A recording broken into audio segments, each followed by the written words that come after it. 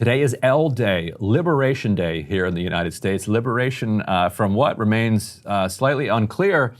This Fox News clip suggests that you might need to liberate yourself from your attachment to your 401k. Let's roll this. And those 401k people who are depending, those retirees, all of that, just talking plain speak with them.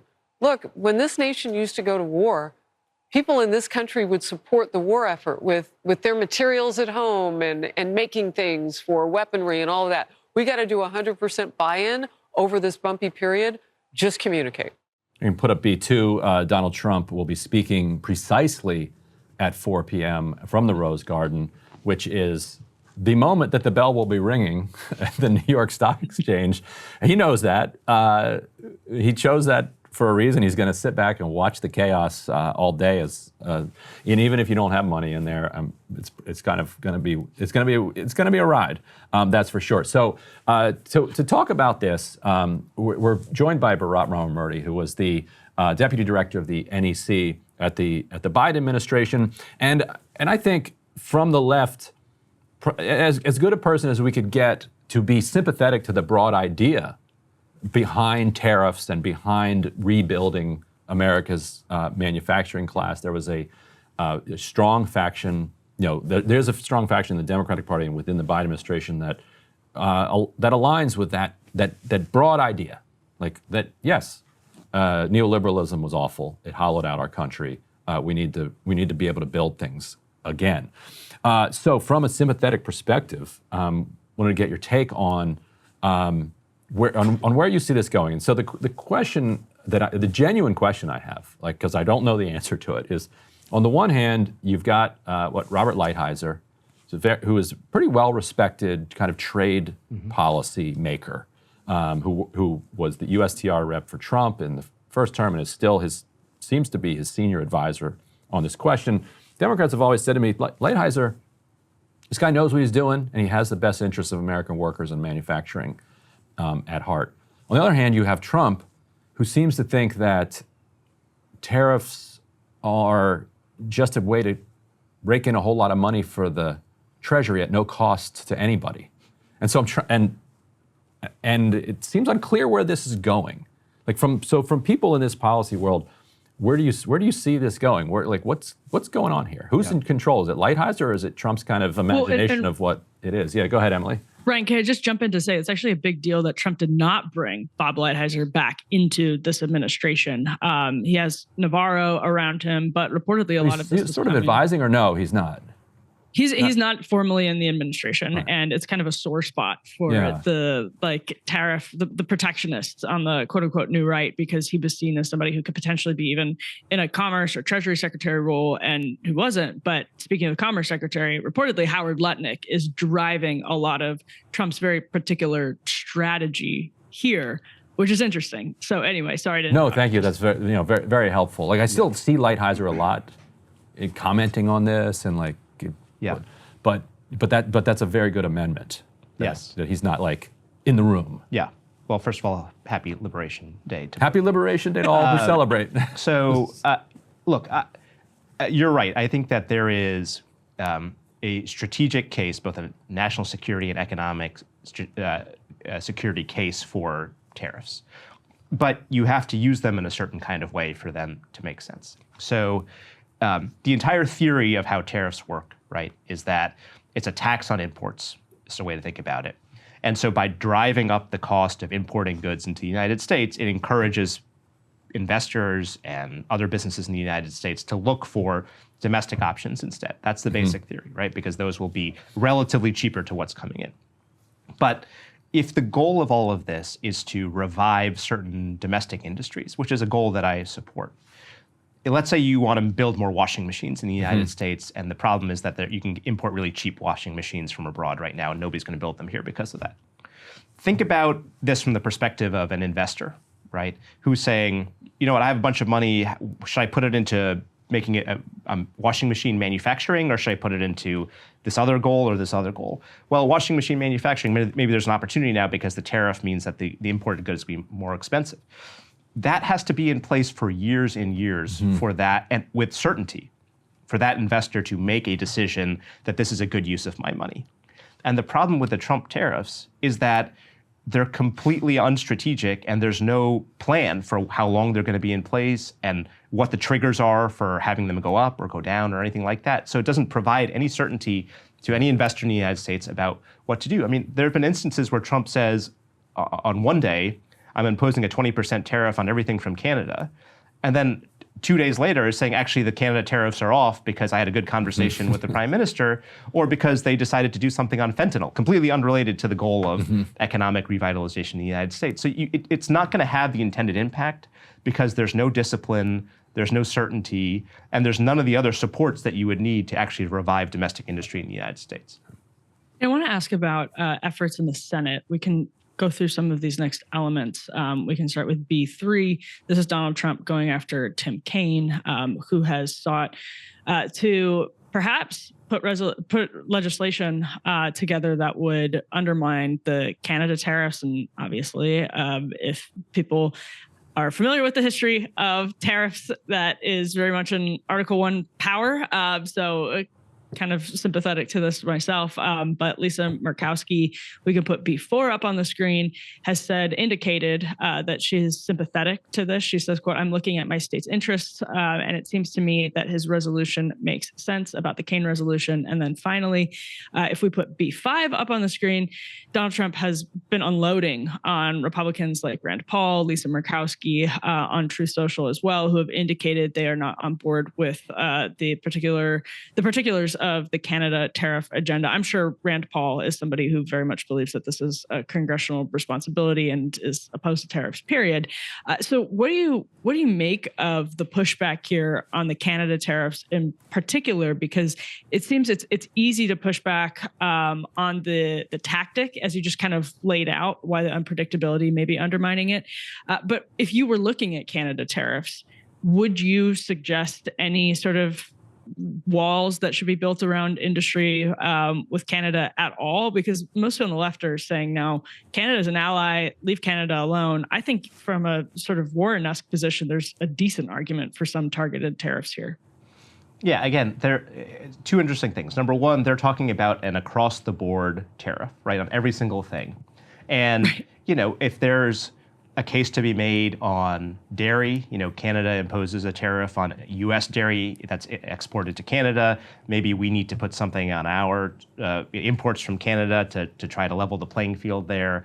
There's always I'm here in interesting Wisconsin right now. That's a big issue, right? And, is there something about autos and auto parts? Those are sector by sector. And you would want to figure out what is a nuanced tariff that makes sense given what the tariff is that the other country is imposing and the relative cost of the goods. And across the board 20% tariff, sort of by definition, is unstrategic. It's not based on protecting specific sectors. It's not about evening out the playing field on specific products that are subject to a higher tariff. The other important thing in that is that the entire basis for the tariffs that Trump is laying out is fentanyl. It's not about protecting domestic industry, growing dairy production in the United States, making sure that domestically sourced auto parts are being used instead of auto parts from Canada. It's about, apparently, fentanyl coming across the border. So again, if you're a domestic producer and saying, should I put more money into dairy or into domestic auto parts, if the basis for the tariff is fentanyl coming across the border, and a week later Trump says, guess what, they've reached an agreement with me on fentanyl because they've put more Mounties at the border, then what are you going to do? You haven't achieved the economic goal of doing that. So that's the thing. Hour by hour, and I'm not exaggerating, literally hour by hour, the size of the tariff changes, the rationale for the tariff changes, the explanation for what it would take to remove the tariff changes, and there's just no way that any economic actor can respond to those tariffs by trying to make the investments that are necessary to actually revitalize American manufacturing and production. And now the Biden administration left some of Trump's China tariffs in place. Why was that, and why were those tariffs worth leaving? I mean, look, there are, one of the key purposes of tariffs is to correct a trade imbalance. And if you look at what China is doing, obviously they have much, much lower labor and environmental standards in China. They can manufacture things much more cheaply because they pay people $2 a day and they don't care how much pollution they put into the water, into the air. The other thing is that they have enormous state subsidies, right? In many cases, state-run companies, but other ones that are getting huge amounts of money from the government, which again makes it much easier for them to produce things at lower cost and then what's called dump them into other foreign countries at very low cost to start dominating those markets. In the case of the China tariffs, we want to say there are certain things that we think are important to have in the United States: steel production, aluminum production. If we have a tariff on China that says imports of those particular products are going to be a little bit more expensive so that we can protect domestic production, that makes both economic sense and national security sense from my perspective. So yeah, it made sense to keep those in place. Though, we did an intensive review of every single tariff in 2021, 2022, when inflation was quite high, and said, do all of these make sense or not? And we decided that a lot of them made sense and protected important interests. But remember, that was on something like 0.8% of imports from China, those tariffs. Trump is talking about 100% of imports from China, from the EU, from Canada, from Mexico. Those are our largest trading partners. And so basically, it's just a guarantee that costs are going to go up. I mean, one way to think about it is that it's basically a sales tax on every single good that is imported into the United States. Go ahead, Emily. I was going to say, leaving those tariffs in place mean that they have now been in place for almost, we're coming up on a decade, not quite a decade, but we're coming up on a decade, the China tariffs. And I'm curious because I've seen some libertarian, or I should maybe just say like anti-protectionist economists, which is just saying economists. Basically. Push back and say, well, the China tariffs haven't worked. There's your case study. China tariffs have been in place for a long time. There hasn't been significant protection of American industry. It hasn't, revitalized American manufacturing, et cetera. What's your response to that? Are the China tariffs, proof of concept or proof of concept in the other direction against the I guess, efforts or the ambitions of the tariffs? Yeah, the thing about tariffs, and honestly with all policy making, is that you have to compare it against a world in which they didn't exist, and it's hard to know exactly what that world looks like. So for those who say, oh, things haven't improved as much as you would have liked, my question to them is, what would things look like if we hadn't had them in place? How bad would things have gotten without those in place? And so, the folks at the White House and the U.S. Trade Representative and others who were most involved in all of this, they did a very careful review and determined that it was worth it overall to keep them in place because, again, they were on a relatively small portion of goods and they were directly related to Chinese activities that they felt like were basically unfair trade practices. So, I think that there's a strong case for keeping them. I think that there are more opportunities. Again, if Trump had come out and said, I want to really focus this on China, which is engaged in all sorts of unfair trade practices that's hurting U.S. manufacturing. And there's one really good example of that, by the way. There's something called the de minimis exception, which is basically something that allows China to bring goods to export goods into the United States that are below a certain dollar value. And those things are not subject to any tariff, and they're not subject to any customs inspection. And all the Temu and all that stuff that comes into the United States, the cheap goods, comes in through that exception. And it's a way that a lot of fentanyl comes into the United States so because there's you no mail custom, it right in, yeah. Right? Yeah. Trump initially said, I'm going to do something about this. I'm going to close the de minimis Did it for a day exception. or two or something. And then he pulled it back. One thing that actually would have made a lot of sense if you care about fentanyl, if you care about U.S. domestic production, if you care about protecting U.S. consumers, all of that would have made sense. But it's the one thing that he hasn't done when it comes to tariffs. Do you know why? I have no idea. I know that right after he did it, you started having people complain that the thing that they had ordered wasn't showing up fast enough. Yeah. Was it really that quickly that he felt the pressure, you think? Or I don't know. Jeff Bezos. Yeah, the thing about Trump is Bezos would have loved it. It's because it's protectionism for Amazon. Well, they bring a lot of crap in too. Yeah, for the de minimis. Yeah. The thing is with Trump, and again, there is a case for tariffs if it is done in a thoughtful, disciplined, long-term perspective kind of way. And all of those things are the opposite of Trump, right? In terms of he'll have a good conversation with a world leader and totally change his policy towards that person. Right. Some event will happen and they'll capture some fentanyl coming across the border and say, this is an example of what I'm talking about. The tariffs are going to go up, right? There's no predictability. And I know that sounds boring, but that's really important if you're trying to make business decisions and make investment decisions over a long-term horizon. The counter argument on China would be that it was true for many years that they were the source of like all cheap labor, et cetera. But now they're so automated and their factories are so efficient that, if you want cheap labor, you're going maybe to like Vietnam or somewhere else. Whereas China now is competing because they've invested so much, with our trade imbalance into their manufacturing capacity. There was this crazy video going around of U.S. production of 155 millimeter shells and Chinese production of 155 millimeter shells. The Chinese one just whipping through with these robots, and in the U.S. it's dudes with the goggles and the spray paint and the gloves. And it's like, whoa! If these countries ever go to war, I don't have much of a doubt which one is going to be able to produce more shells long term. So how true is it still of China that it's really a labor question? Yeah, you're right. A lot of the sort of quote unquote low skill manufacturing has migrated to Southeast Asia in particular. But it gets to a point about... Those Chinese companies often though, right? Yes. Yeah. What kind of manufacturing do we want in the United States? Is it important that we literally make every kind of product here for either strategic, economic, or national security purposes? Or is it the case that we, both because they're good jobs and because they're important, we want to really focus on high-end, sophisticated manufacturing, right? And I think our argument would be, we really got to make sure that we're doing that stuff, or we have the capacity to do that stuff in the United States. And if you look at one of the big things that we did in the Biden administration was the CHIPS Act, right? We invested a lot of money in having domestic production of chips, microprocessors that go into almost everything these days: cars, appliances, a lot of electronic products.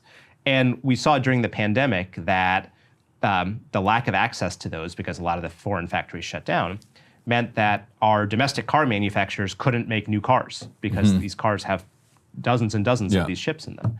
And what happened to the price of cars? They went up because supply had gone down. We all remember how expensive both new cars and used cars were in 2021 and 2022. So we made a decision. It's important to have that production in the United States. We put a lot of money into it. And now we have TSMC, the world's biggest chip maker, opening a fab in Arizona. Micron's doing a big thing in Idaho. So we've seen that those kinds of efforts can result in improved manufacturing in the United States, but it has to be a dedicated long-term effort. It's not just doing the tariffs, it's also supporting it with public funds. Any response to that, Emily? I know the right kind of now hates the CHIPS Act. Is that right?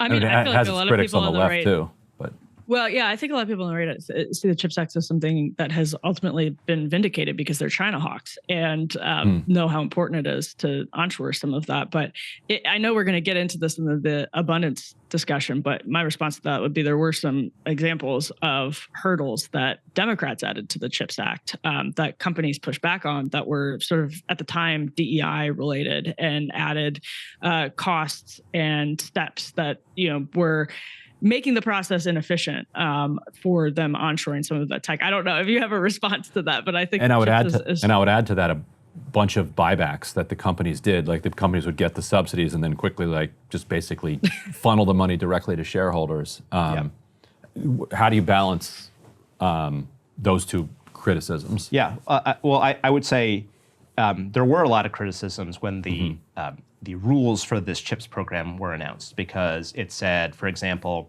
you got to pay workers a certain amount of money and provide certain types of labor protections.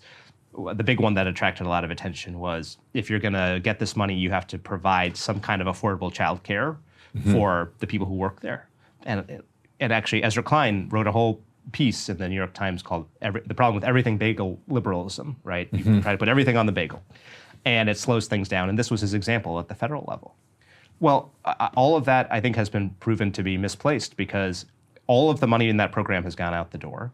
All of the major companies that we wanted to be building in the United States met the requirements and have started building. As I mentioned, TSMC and Micron and Intel are all taking money and building stuff in Columbus and in Arizona and in upstate New York and so on. And they met the requirements. It didn't turn out to be that hard for them to say, oh, you know what, we'll have a daycare center at our factory so that we can actually have a diverse workforce. So I actually think that that's a good example of how this abundance critique has been off the mark. because when push came to shove, the attraction of the federal dollars was enough that they were able to meet the requirements. And look, I wish that we had put stronger buyback protections in there. That was a big negotiation during Who the fought bill that? draft. The Republicans. We don't want to tell I would corporations assume how our to. friends Manchin and Sinema were friendly on that. Yeah. Well, the Republicans And on that one too. to her credit, I think Secretary of Commerce Raimondo, who was responsible for administering the program, tried to get some of that into the rules. Not the actual statute, but the rules for the program. It probably wasn't as effective as getting it a law that said if you take this money, no buybacks for 5 years. Period. Right. But Then they don't take the money. Yeah, but They're that's like, the thing. "Look, At the we're end not of the here day- to build things. We are here to just take money and hand Right. it to our shareholders." But look, you misunderstand the nature of our project here. I think that is, to go to mush this together with the abundance debate. I get frustrated a lot about the various inefficiencies in these types of projects, right? And what one person will call, providing support for an important domestic industry is another person's corporate welfare, right? And I hate the fact that basically some percentage of these public dollars are going to be wasted in the form of, going into buybacks or higher executive compensation. And we should be doing, I think it is up to us to do our very, very best to make sure that every single dollar is spent as efficiently as possible. And I think that means fighting against some of the process, a completely extraneous requirements that come in. It also means fighting against corporate interests who want to use this money in ways that aren't compatible with the public interest. It requires doing both. And this whole debate that has emerged about abundance, it seems to me kind of like a false choice, right? But yes, we should try to pare down these steps and these requirements to really do the things that we want to focus on. But yes, we should also make sure that we have an understanding of corporate power and how they seek to distort these processes and how they seek to take public dollars and not do public interested things. And figure out ways of stopping that too. Yeah, if there are two complaints to choose from, and one of them is a corporation just taking the money and handing it to its shareholders without building anything, and the other complaint is that you're asking them to build a subsidized daycare center or not even necessarily subsidized, but just a daycare center convenient to the factory. To get angry at the childcare part just feels like reactionary right-wing populism, or not even populism, reactionary, just right-wing stuff. And it's weird to see kind of Ezra on that side. Like Emily, right? If those are the two things to complain about, wouldn't the populists complain about the corporate executives who were like walking away with the money? Like, I wish that was the thing that landed more easily with the public. Yeah, I mean, also, I think that's why some on the right look back at chips and say, because there were Republicans at the last minute who had been supportive of the legislation and ultimately voted against it, and populist Republicans, I should say, and they're probably very happy. They may not say this publicly, but they're probably very happy to have the chips manufacturing come to the United States, and probably say in the aggregate, it was the cost benefit analysis works out on the side where the benefits outweighed the costs. Yeah, and we're not China. We can't just do good things. We have to buy off our corporate class to ask them to give us permission. Yeah, and I would just say one last thing, things. which is that, again, I'm not defending every single government program as perfectly efficient, but it's not like the private sector does everything perfectly efficiently either, right? And so, whenever people will complain to me about, I had to wait in line at the DMV, or my IRS refund is taking a week to come to me. It's like, have you ever dealt with Comcast? Have you ever dealt with any of these companies that had a complaint with them? Are they perfect at dealing with your issues? The point is, it's hard to do some of these things. These are complicated things. There's going to be some inefficiency in the process. There's going to be some slippage. It's up to us to minimize that as much as we can. But we should hold ourselves to a reasonable standard that's at least roughly equivalent to what the private sector does. And we should be clear-eyed about the fact that there's a lot of inefficiency there too. Well, let's talk more about this in the next segment where we're going to go deeper into the debate over this abundance agenda. Hey, if you liked that video, don't forget to hit the like button and subscribe to Breaking Points. If you want to see the rest of Counterpoints, go to breakingpoints.com to become a premium member and get the full uncut show every morning in your inbox and on Spotify.